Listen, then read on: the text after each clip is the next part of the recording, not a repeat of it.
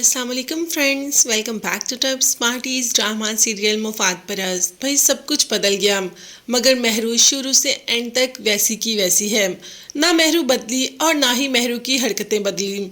उसको शुरू से ही आदत थी, उसे दूसरों की चीज़ अच्छी लगती थी और दूसरों की चीज़ लेना पसंद भी था। जैसे कि अभी भी उसने यही किया।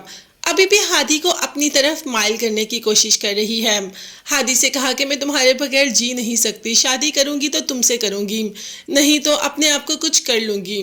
हादी ने कहा कि नहीं महरू, तुम ऐसे नहीं कर सकती, मैं भी तो तुमसे मोहब्बत करता हूँ, हम दोनों शादी कर लेंगे, लेकिन ज़ारा का क्या होगा। अब ये महरू को नहीं पता ज़ारा का क्या होगा।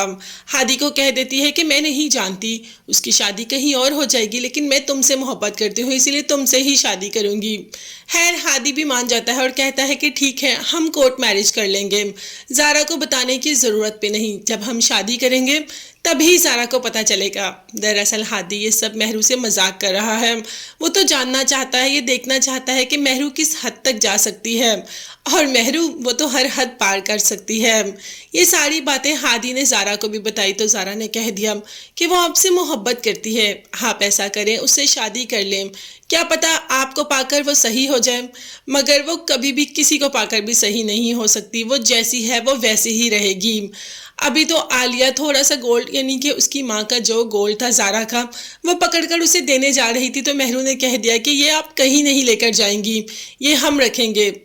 अब तो आलिया भी अच्छी बन गई है भाई। आलिया ने कहा नहीं, ये ज़ारा का है, ये ज़ारा का हक है और ज़ारा का हक उसी को मिलेगा। ज़ारा की कोई चीज़ उससे कोई भी नहीं छीन सकता।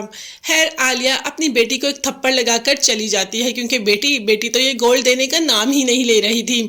उसने कहा कि ये तो मुझे ही चाहिए। अब आलिया को भी गुस्सा आ जाता है और कह देती है कि काश ये थप्पड़ मैंने कभी तुम्हें पहले मारा होता, तो आज तुम ऐसी ना होती जैसी थी। और खैर तुम्हें भी क्या मैं बुरा कह सकती हूँ, या तुम पर भी क्या इल्ज़ाम लगा सकती हूँ, मैं तो खुद वैसी थी, बट मुझे अकल आ गई और तुम्हें आज भी नहीं आई। मैंने दुनिया को समझना सीख ही लिया, मुझे पता चल गया कि मुनीर साहब सब सही कहते थे, मुझे अपनी गलतियों पर पछतावा तो हो रहा है, लेकिन तुम्हें तो अपनी किसी गलती पर पछतावा भी नहीं हो रहा, तुम तो वैसी की वैसी ही हो।